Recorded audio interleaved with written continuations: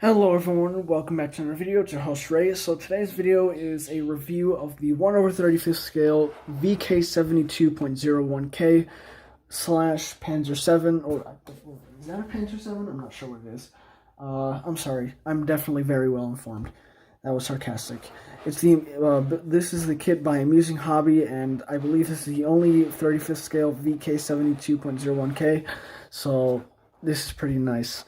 And I believe this is the only review out there, so hell yeah. I just finished this kit yesterday, which, I'll tell you one thing, it was really fun to build. And surprisingly enough, it took me only 12 hours to build, like, total time that I've had to work on it, so it's pretty nice. Yeah, I'll just talk about the build. So, I really don't have any complaints about the build, just as long as you have the proper supplies, it should be a very smooth build.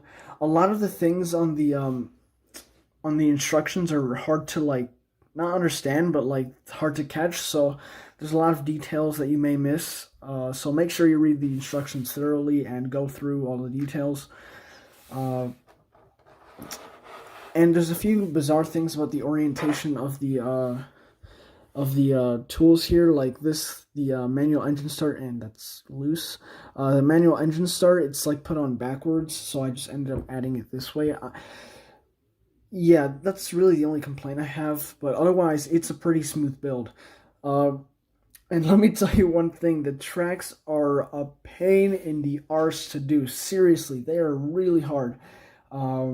It's a total of 89 links for each side, however, I only did 87 for each side, because I really didn't need to do that.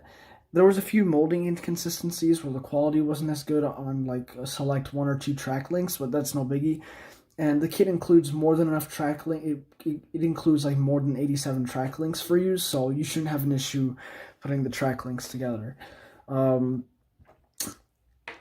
the track links are designed to be fully functional. However, I just glued mine statically in place, so I just wouldn't fool around with it too much and break it. The suspension is also functional, and yeah, I don't recommend doing anything with RC for, like, RC matters, because, like, it's just plastic parts and bad molding. Yeah. The turret does traverse a full 360 degrees, and the gun elevates and depresses to a certain degree as well, which is really cool. And you also get a lot of customization with this tank, because there's a lot of extra parts from the Panzer 7 Loa. I think I'm saying that right. Or wrong, I'm not sure what I'm saying it. So you get the option between choosing a 15 centimeter gun like this one, or here, give me a quick second. Where was I? So you do get the option of selecting between the 15 centimeter gun or the 10.5 centimeter gun. I mean, there really isn't that much of a difference. Just also on the 10.5 centimeter gun, you can choose between having this kind of muzzle brake with the little holes in it, or a standard, just a standard muzzle brake like this one. Let me standard muzzle brake like that, which is really cool. And you also get a few gun mantlet options. Let me bring it out for you. You can choose between either the one that I have in the tank, which is a bit shorter than normal, or the extended one used for the 10.5 centimeter gun. Personally, if you want to go for an intimidating look to the tank, use this one, because it looks intimidating as hell, seriously. Yeah, and don't mind the fact that I just threw the part back there. Yeah, that's pretty cool, and you'll still end up with a lot of spare parts, because it's basically a combination of the Loa kit with just extra parts, really, which is nice, but, like, still, you just end up with a lot of unused parts. And a lot of those unused parts are 10.5 centimeter shells, which is really cool. You do end up with 9 of these, which is awesome. So, yeah. I'll just go over the parts and then finish the review from there. We'll start up with the upper part of the hull. Here we have the driver's optic, as well as the radio man / assistant driver. 2 lights, one here and one here, to guide the tank during night travel. I already went over the chassis and everything, so I'm not going to go over that. Now, up here you have just these little things. I'm not sure what they serve a purpose for, but they're photo etched brass in this kit, and they're very, very hard to put on this tank. And I broke them multiple times, and I just got tired of them, so I just poured a ton of glue on there and then just called it a day. And they stayed, which is really nice. And here you have your tools. You have the jack, whatever this thing is. I believe it's a hook for ropes. Like I said, the manual engine start, an axe, and a hammer, which is pretty cool. Just very nice addition to the kit. The spare parts and stuff also allow you to have like other stuff like a rope, or like a rope that you can add around the tank or somewhere back here, which is pretty cool. I might do that later on, but yeah, I'm not going to do that anytime soon. The spare parts are taken from the Loa kit as well, and you'll see a lot of the parts trees also have the name Panzer 8 or 7, I'm not sure what it is, Loa. So yeah, here you have just the fire extinguisher sitting lonely by himself. So yeah, up to the, well, no, let me just get over here. Up to the engine deck, you don't have any exhaust, which is really weird. You just have the intake and radiator grills. Nothing much going on there.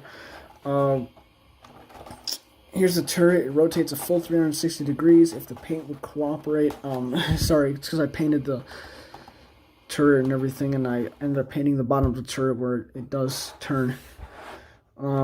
Here's the back of the tank. Nothing too special here. I'll explain these fictional markings later. And finally, back here you have the jack rest block, which is a wooden block with wooden details, which is pretty cool. It's not made out of wood, but it's just got the look of wood. Now here there's supposed to be a box. However, on my kit, the box was gone for some reason, so I just figured I'd put some gun cleaners and call it a day. Here's a shovel, whatever this thing is, and tree cutters. And I believe this thing right here is where the antenna is supposed to be. However, I'm not too sure about how that's going to go. Like, yeah. Yeah, that's about it. Let's get up to the turret.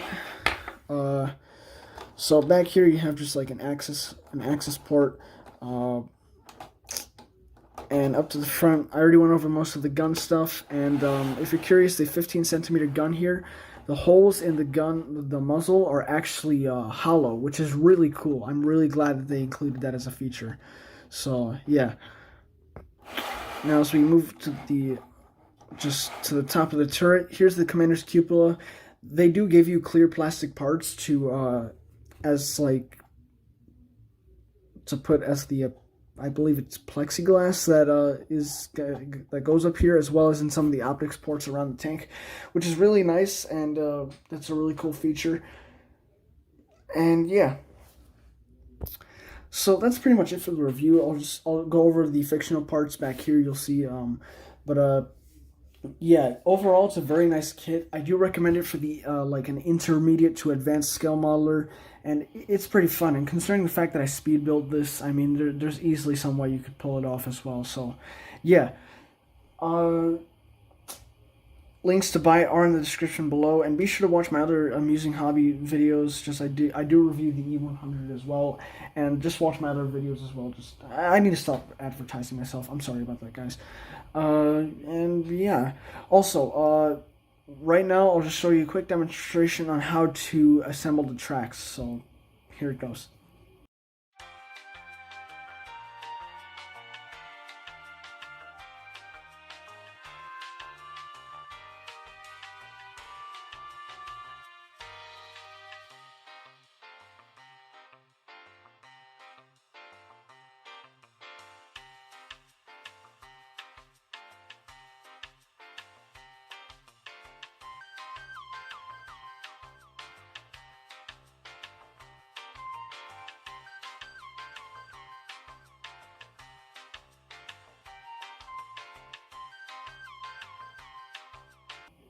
And yeah, that's how you assemble the tracks. It's pretty hard to do, and you have to glue it into two very small holes. But yeah, you should be able to pull it off. However, if you are an older modeler, like, I'm not trying to make fun of you or anything, but if you are an older modeler and like you do have trouble holding things steady, you might want to ask a child or like your kid to do that for you.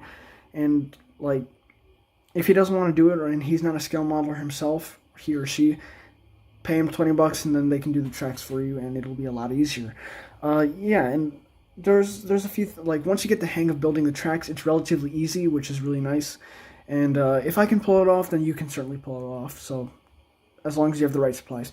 So yeah. All right, now with the fictional markings back here. So back here you'll see the this random thing. This is from like it looks like a desert scenes. I just felt like including it because it looked badass. And here's the U.S. Civil Defense logo. I like putting that on there because I mean it looks pretty cool, and I'm not exactly in the favor of the Nazis because they're not cool, and that's why I didn't put any swastikas or anything. So I just put like those things on there. But yeah, that's pretty much it.